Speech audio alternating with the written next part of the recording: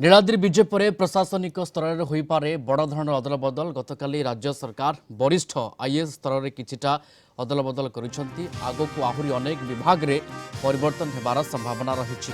राजस्व एवं विपर्यय विभाग दायित्व रे एबे अतिरिक्त मुख्य सचिव सत्यव्रत साहू अछंती। सेपरि कृषि विभाग दायित्व अछंती वरिष्ठ आईएएस अधिकारी अरविंद पाढ़ी। ए दुई विभाग रे अदल बदलर संभावना कम रही। अतिरिक्त मुख्य सचिव सत्यव्रत साहू को खूब शीघ्र राज्य सरकार गुरुत्वपूर्ण दायित्व देवे बोली आशा करा व्यतीत गृह स्वास्थ्य पूर्त महिला और शिशु विकास विभाग रे अदल बदल हेबार संभावना रही। नीलाद्री विजय पर श्रीमंदिर मुख्य प्रशासक बदली पारती। यह बाद पुलिस प्रशासन में खूब शीघ्र बड़ धरणर अदल बदल होगाक जाउछि। एबे इंचार्ज पुलिस डीजी दायित्व अछंती वरिष्ठ आईपीएस अरुण षडंगी। आगकू डीजीपी दायित्व रे किए रहिबे तार उपरे एबे राज्य प्रशासन नजर रही। सेपरि अतिरिक्त पुलिस डीजी पाह्यर अधिकारी स्तर में खूब शीघ्र अदल बदल होबार यथेष्ट संभावना रही।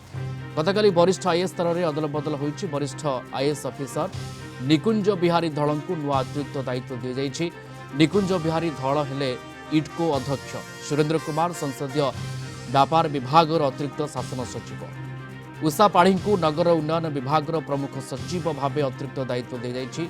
विशाल कुमार देव हेले आईटी विभाग प्रमुख सचिव। जी माथिवाथन को गोपबंधु एकाडेमी डायरेक्टर जनरल दायित्व दी जाइछि। विनील कृष्णा को land records and settlement commissioner दायित्व दी जाइछि। शाश्वत मिश्र को अर्थ एवं शक्ति विभाग प्रमुख सचिव भाव अतिरिक्त दायित्व दी जाइछि। भास्कर ज्योति शर्मा को क्रीड़ा विभाग सचिव एवं हेमंत शर्मा को एमएसएमई विभाग प्रमुख सचिव भाव अतिरिक्त दायित्व दी जाइछि। सीनियर करेस्पोंडेंट प्रीतिकांत नायक जोड़ी होचंद आम सहित फोनलाइन रे। प्रीतिकांत, गतकाली वरिष्ठ आईएएस स्तर में अदल बदल ए कथाटी को देखला परे या अनुमान होउछि कि जे परवर्ती दृश्यपट आम या देखा चाहिए नीलाद्री विजय पर राज्य प्रशासनिक स्तर में गोटे बड़ धरण अदल बदल हो पारे। देखो गतकाली राति जो डेवलपमेंट अर्थात राज्य प्रशासन किसी वरिष्ठ आईएएस स्तर अदल बदल कराई किंतु संपूर्ण अदल बदल है ना।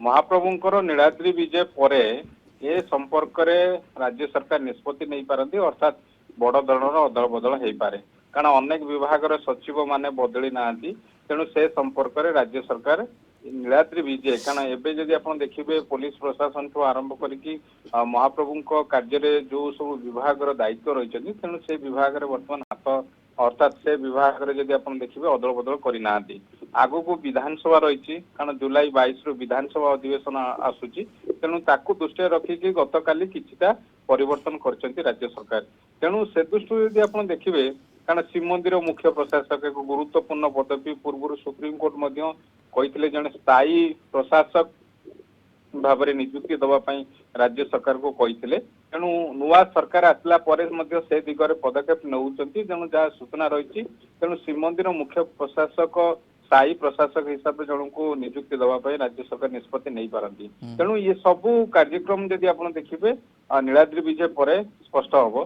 द्वितीय कथा आप जानते गृह विभाग कथा कहतु स्वास्थ्य विभाग महिला शिशु विकास जो गुड़िक रही जमी राज्य सरकार फोकस रही आप जानते महिला शिशु विकास विभाग इम्पोर्टान्स रही कारण सुभद्रा योजना कार्यकारी करने को राज्य सरकार जाऊँगी तेणु से दृष्टि रखिकी अदल बदल हम तेणु नीलाद्री विजय बाउढ़ा पर सब दिगरे निष्पत्ति नहीं पारती राज्य सरकार ताकू छाड़िले आपको आउ गोटे कथा कही रखा चाहिए जेहेतु आईएएस स्तर अदल बदल आरंभ हो गलानी एवं जदि आप देखिए पुलिस प्रशासन में कारण एवं पुलिस डीजी इंचार्ज हिसाब से वरिष्ठ आईपीएस अधिकारी अरुण षडंगी अच्छा तेणु ये जो यूपीएससी जदि आप देखिए जो व्यवस्था रही पुलिस डीजीपी नियुक्ति नहीं से प्रक्रिया संपूर्ण हो पारि ना तेणु परवर्ती पुलिस डीजीपी किए होउचंती वर्तमान नजर रही से एडीजी पायार कारण आप देखिए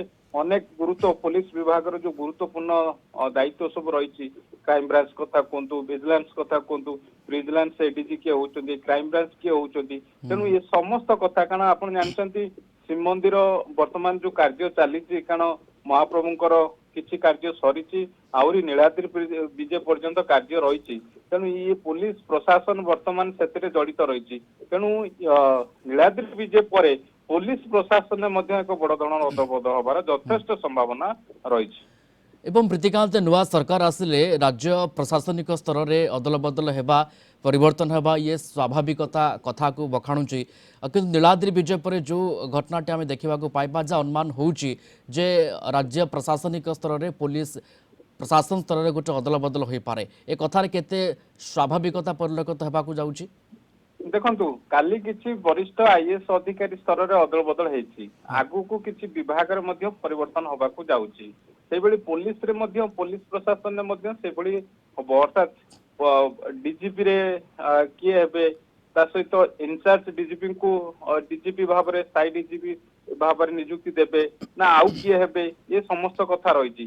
ଦ୍ୱିତୀୟ କଥା ଆପଣ ଜାଣିଛନ୍ତି ଯେତେବେଳେ ନୂଆ ସରକାର ଆସିଥାନ୍ତି ଇଏ ଚିରାଚରିତ କଥା କାରଣ ପ୍ରଶାସନରେ ଅଦଳ ବଦଳ ହେଇଥାଏ ଏବେ ଆରମ୍ଭ ହେଇଛି ସେ ପ୍ରକ୍ରିୟା ଆଗକୁ ଟପ୍ ଟୁ ଅର୍ଥାତ୍ ବଟମ ପର୍ଯ୍ୟନ୍ତ ଜିଲ୍ଲାପାଳ ପର୍ଯ୍ୟନ୍ତ କାରଣ ଜିଲ୍ଲା ସ୍ତରରେ ଆପଣ ଦେଖିବେ ଅଦଳ ବଦଳ ବର୍ତ୍ତମାନ ସୁଦ୍ଧା ହେଇନାହିଁ ଏବେ ବରିଷ୍ଠ ଆଇଏଏସ୍ ସ୍ତରରେ କେବଳ ଅଦଳ ବଦଳ ହେଇଛି ତେଣୁ ଆଗକୁ ଇଏ ଯୋଉ ମ୍ୟାକ୍ସିମମ୍ ଯଦି ଆପଣ ଦେଖିବେ କିଛି ବିଭାଗ ଯୋଉଠି ଗୁରୁତ୍ୱପୂର୍ଣ୍ଣ ବିଭାଗ ରହିଛି ଯେମିତି ବଜେଟ ରହିଛି 25 ତାରିଖ ଜୁଲାଇ 25 ରେ ବଜେଟ ଉପସ୍ଥାପନ ତେଣୁ ତା ପୂର୍ବରୁ ସେ ବିଭାଗକୁ ଅଦଳ ବଦଳ କରାହେଇଛି କାରଣ ଯିଏ ଦାୟିତ୍ୱ ରହିବେ ତେଣୁ ବଜେଟ ପ୍ରିପାରେସନ ଟା କରାଯିବ କାରଣ ଅଲରେଡି ବଜେଟ ପ୍ରିପାରେସନ बिल्कुल किभଳି भाबे अदल बदल हेबो किभଳି भाबे राज्य प्रशासनिक स्तर रे गोटे बड़ दृश्यपट परिवर्तनर दृश्यपट आमे देखिबा को पाइबा अदल बदल दृश्यपट आमे देखिबा को पाइबा तार ऊपर समस्तंकर नजर रहिबो। धन्यवाद जोड़ी हेतिले सीनियर करेस्पोंडेंट प्रीतिकांत नायक फोन लाइन रे थिले ए संपर्क रे हमकु विस्तृत भाबे सूचना देउथिले।